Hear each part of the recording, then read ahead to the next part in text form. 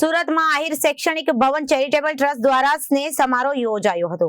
પૂર્વ કેન્દ્રીય મંત્રી જવાહર ચાવડાના અધ્યક્ષસ્થાને કાર્યક્રમ યોજાયો હતો।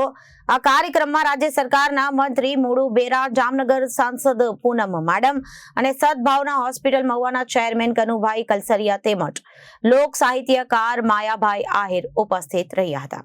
પૂર્વ કેન્દ્રીય મંત્રી જવાહર ચાવડાના અધ્યક્ષસ્થાને કાર્યક્રમ યોજાયો હતો।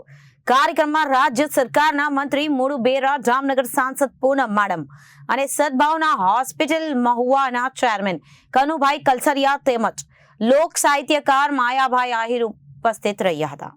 સુરત શહેરમાં આહિર સમાજ દ્વારા શૈક્ષણિક ભવનનું નિર્માણ કરવામાં આવી રહ્યું છે। જીપીએસસી, યુપીએસસી સ્પર્ધાત્મક પરીક્ષાની તૈયારી કરતા વિદ્યાર્થીઓ માટે આ શૈક્ષણિક ભવન એક આશીર્વાદ રૂપ સાબિત થશે। આ શિક્ષણ ભવનમાં વાંચનાલય, auditorium hall, corporator office, conference અને વર્ગખંડ તૈયાર કરવામાં આવશે। સુરતમાં શૈક્ષણિક ભવનનો પાયો નખાયા બાદ રાજ્યના અલગ અલગ શહેરોમાં પણ તેનો વ્યાપ વધારાશે।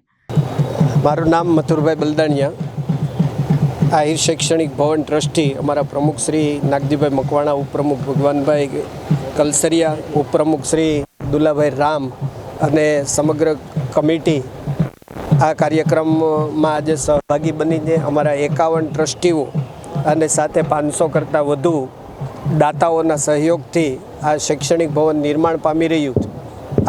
આજે આ કાર્યક્રમ આહિર સમાજના 25 થી 20 હજાર જેટલા લોકોની હાજરીમાં યોજાયો છે અને આ કાર્યક્રમની અંદર ભામાશા શ્રી જવાહરભાઈ ચાવડાનું અધ્યક્ષસ્થાન રહ્યું છે। સાથે સાંસદ શ્રી પૂનમબેન માડમ, કેબિનેટ મિનિસ્ટર મુળુભાઈ બેરા, ડૉક્ટર કનુભાઈ કલસરિયા, પ્રસિદ્ધ લોક સાહિત્યકાર માયાભાઈ આહિર અને લોકગાયિકા ભૂમિબેન આહિર રહ્યા છે।